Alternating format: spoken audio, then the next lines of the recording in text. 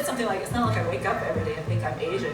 And they were like, you don't? And I was like, of course not. I don't wake up and think of my ethnicity.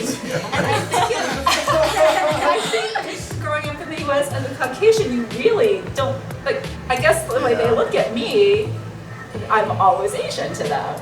And so that was really eye-opening. That is such a big part of who I am to you. When I usually say that I came from Syria on asylum, people never believe it because they think I don't look or sound like I did. Sometimes I sound like I do. It runs the gamut of like, what are you? Where are you from? And I'm like, DC. Like, the first time I actually thought about my race was like when I was taking the SAT. They didn't prep us to like be like, oh, you're black when you go to the US. Right. So it was like, wait, what am I? And then I just put others, and I was like, whoa. Every person eats. Through pandemics, protests, and pain, conversations over meals remind us all we're one. I'm Julian. I'm a Jewish American carnivore. Growing up in the South, I found solace in the soul food and global cooking that beats through the heartland. I'm Farah. I'm a Christian Syrian vegan. Moving from Syria to America, I found refuge in making baklava with new friends. Food brought us home, where we found room for everyone. Now, we're on a mission to find the chefs who heal America, one table at a time. Talk with your mouth full.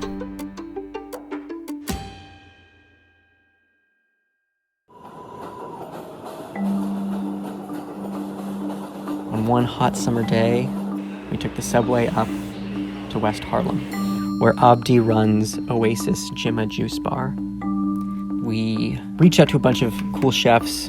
There was really only one choice at the end of that, and that was Abdi.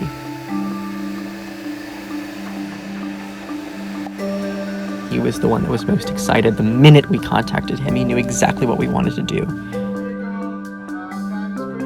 And the people we talked to there were absolutely obsessed with Abdi. It was clear that he was a community leader. He's a creator, a master of his domain, his little tiny smoothie joint in West Harlem. Cheers. So he invited us to his restaurant and to his home. And he said, if we can film at my restaurant, I can show you around, I can show you how I make smoothies, and then you, Farah, and all the people that you bring can come over to my house, and I'll make you a meal, and we'll talk. I'm looking forward to talk about what the food means for individual, for everyone, especially in New York City. Abdi didn't just make this meal, he helped make the episode. He directed our camera angles, arranged the table setup, and guided our conversation. What you're watching belongs to him. I'm excited to hear about each of these dishes. Which one you fear making the most?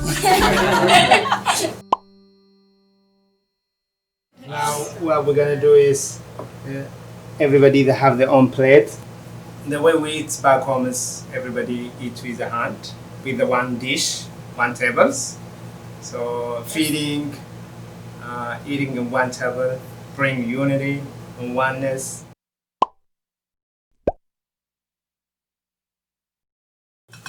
Everything is made by hand. This dish is potatoes, carrots, and gel pepper. This beef, if you're not vegetarian, it's good. This called chutney. It's gonna be a little bit spicy, but it's made from different kind of pepper, ginger, and cardamom. This carrot and beans. This bread. They have teff and a little bit of whole wheat and black seed. This is called fermented injera bread from teff. This beets, that's called dora what. It's made from chicken. And that's lentil. And this collard green. So I love food. I've been with the food industry. It's not about only cooking. I'm a consumer. I eat food, I live with the food. The way I connect with the people, the way I communicate with the people through food. Thank you guys. This is where I start. This one, Juma. Birthplace of coffee. We say birthplace of humanity. So camera crew, I think we're gonna start you guys, if you don't mind. There you go. Come on, Kevin. No. That woke me up. Yes. Thank you. For me, I'm from Somaliland and it's very close to your home too. And food is like one of those things that we all eat from the same plate. I have also a lot of siblings, so we always huddle into one plate and like eat from that. But I think I sort of started to appreciate food more when I came to the US and everyone had their own plate and all of a sudden the food wasn't as, like it didn't taste as good. Because like before it was like, oh, you have to rush because everyone else is eating from the same plate and like if you're not fast enough, they're gonna finish it. You know what I mean? So it was like a race. But then here it was like, oh, there's no rush. There's no excitement to like get it, to eat it fast or anything like that. I have a problem because even though it isn't a race, I feel like I'm the fastest eater I know. I'm And the it's a slowest. huge problem. It's a big problem. 'Cause Curious when you had the shared food, did people leave a little bit behind, or was everybody just go for the last bite? Because I feel like in the Asian culture, everyone always leaves a little bit. Like when my family goes to dim sum, everything will have one little bite. Like nobody wanted to be the accused of taking the last taking the It's last bite. like a courtesy culture. Where Yes. like, you're always like one of the most famous like Chinese parables is like the good child is the one that lets his younger sibling or his older sibling have like the treat or the parent in the story. And so it's that sort of mindset that carries over where like you are always expected to defer to like the other person, and that's like how you show like your love and respect is to say like, oh no, you should have it. So no one wants to be the person who says, no, it's mine. It's mine. Food is medicine. It created to heal ourselves. Eating healthy is very important. It's not make you only healthy. Exercising, you know? Abdi's shop is a West Harlem watering hole. It doesn't just attract people from all walks of life, it nurtures their passions so that little communities pop up all around it. So we collaborate, exercising, eating healthy, and think positive. Keep going, go Abdi, go, all 30. Yes, he makes smoothies and he puts in work in the gym. Awesome, so good. Everyone did amazing. In the New York, 80%, more than 80% in the food industry is the immigrants. In the kitchen, washing, cleaning, wrapping, growing the food as the immigrants. Who make beautiful city, colorful, accent food, you know, taste food as an immigrant. I think my mom, I don't know if this is like a Jewish mom thing or not, but I've always had such respect for the month of Ramadan because when Passover ends, Passover is like 24 hours of fasting, and that was always like the hardest day of the year. But if you're observing Ramadan, you have to do that 30 days or longer, 40 days? Is it? 30 days. Okay. A month. But when my mom, so there's not much, the cooking for Passover takes place before the day of fasting, right? So it's like once you prepare it. It's a lot of like bagels and stuff too, but for the cooking part, like brisket or something, my mom wanted me and my brother like out of the kitchen. She's like, get away from me. Maybe it's because we were boys. And my sister were like better at helping and didn't fight constantly, but she just wanted us the hell out of the kitchen. Like if you need something, go around. When we first came to the US, my mom for a year suffered from psychosomatic depression. I mean, it's very, because we came from, you know, the oldest capital in the world to a small town in Texas that was very welcoming, but being uprooted and, you know, witnessing a drastic change where suddenly you feel almost useless and she couldn't work and she couldn't really contribute. She really felt restless. And the only times that I remember seeing her alive again was when she put a table like this and brought a bunch of people together and they all ate, and like, it feels like she got her power back. When everybody would be like, what's this? What's that? How do you make this? How do you make that? It really felt like she was alive again. So that was really beautiful to watch. And then I moved to Atlanta for college, and I saw the same thing with a lot of other people and other women, other immigrants, and that was just so nice to see. And then Abdi is now giving us a live example. A lot of people know Ethiopia as a starving, or like in news, and like maybe 30 years ago, we are all have accidents sometimes. We starve as Ethiopian. We have a civil war as any nation in the world. People who come from Iran or Iraq, we don't have to be represented by the president of the country who did a bad thing. So all people, they don't have to be in categorized that. I arrived in 2004, no word of English, no pen in pocket, only by hope. And before I arrived, I traveled a lot of desert, I skipped a lot of meals. So I have already diabetic in refugee camp before I arrived in New York City. I worked 3 jobs in New York airport. Wheelchair pusher, customer service. I never worked in the New York food industry. So when I work from 3 jobs, I only go bathroom to change my uniform, another work to another. I don't know what the food means, like in America. So I eat McDonald's, very cheap, you know. So my diabetes getting worse. As soon as I came, I have 3 families to feed. Kenya, I left my family. I'm here, I have to feed myself. And then my mother, my another sibling in Ethiopia.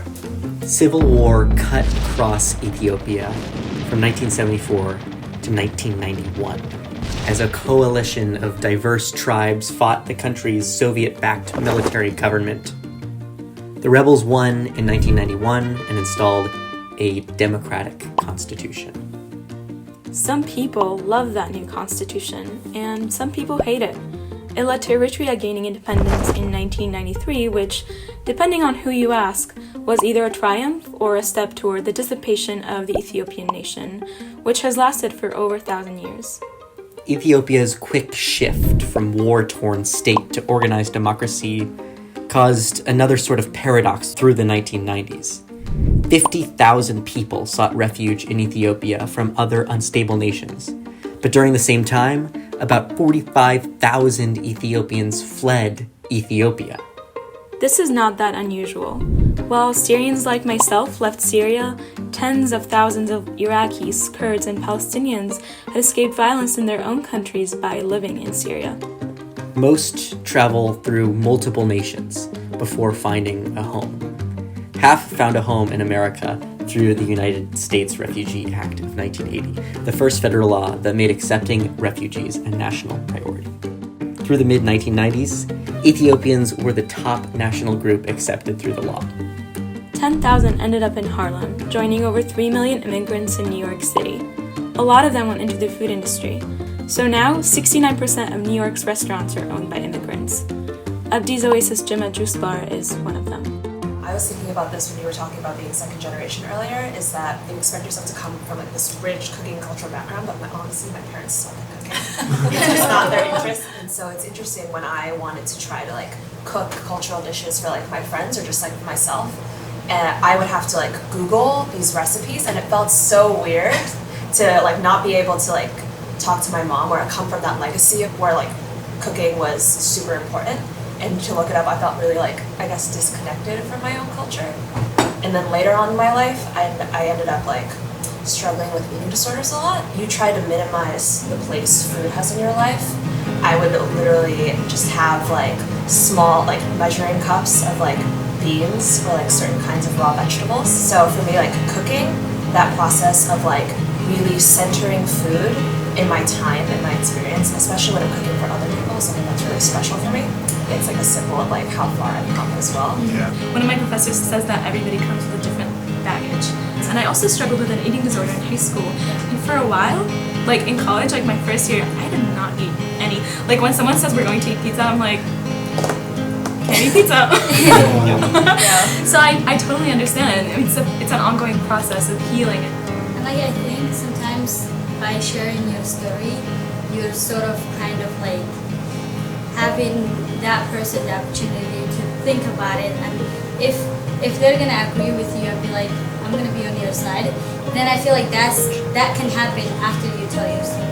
For example, like I'm from Somaliland, and it's actually not Somalia. It's like the north of Somalia, just this part, and this is Somalia.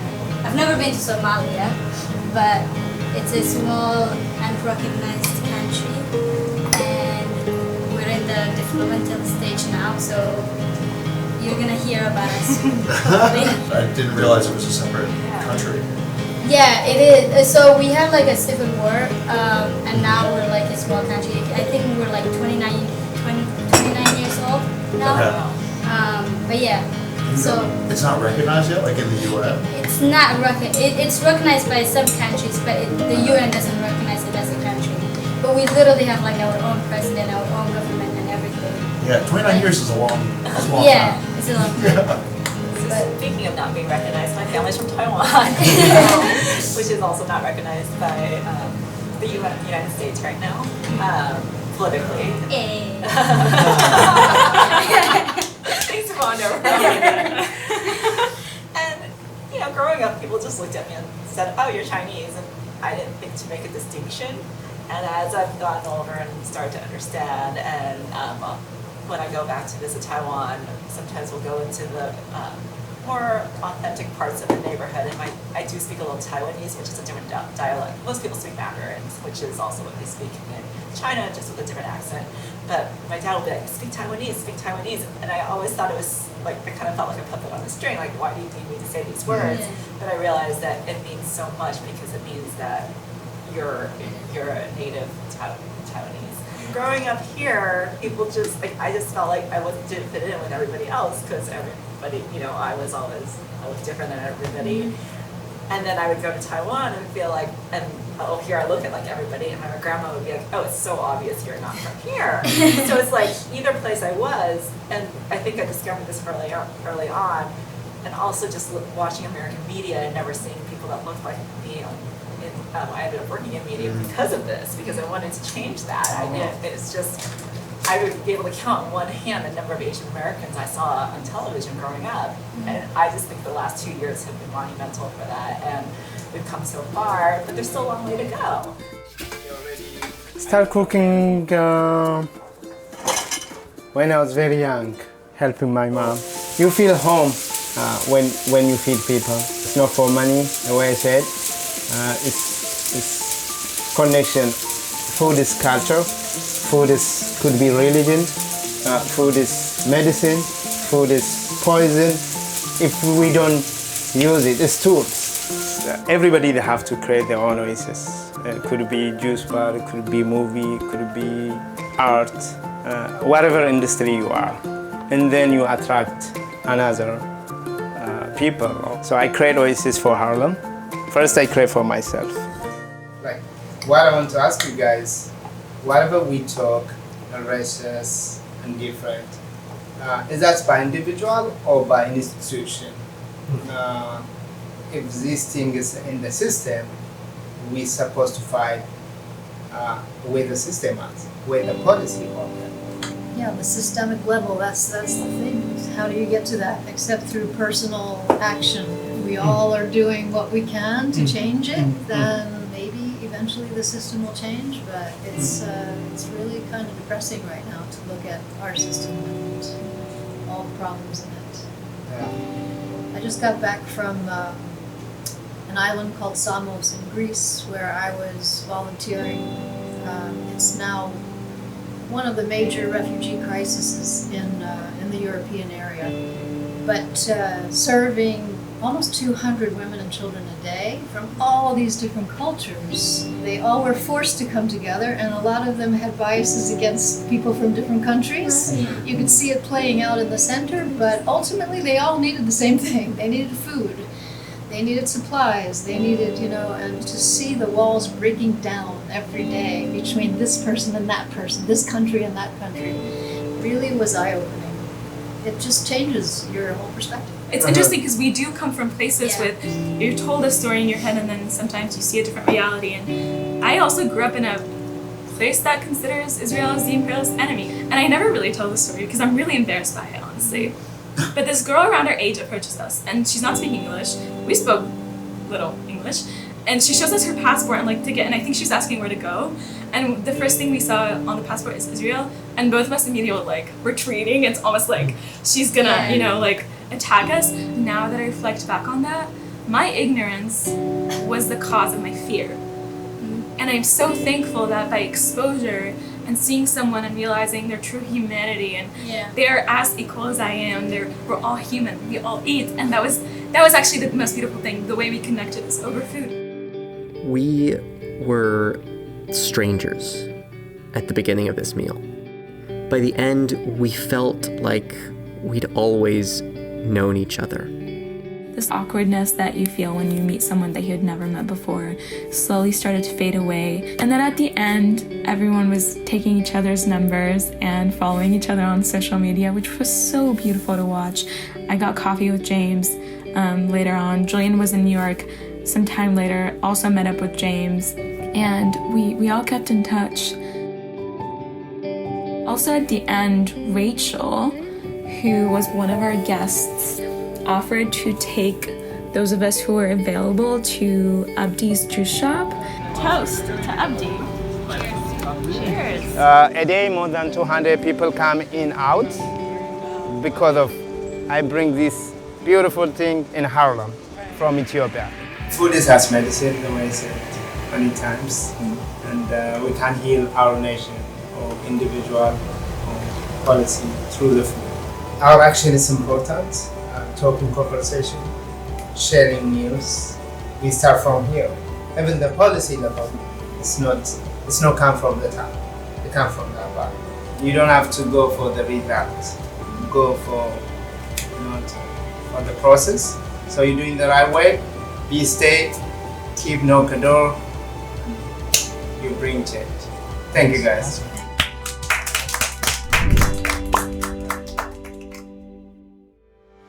Kevin has been filming for about 1,000 hours, and he. Hi, Kevin.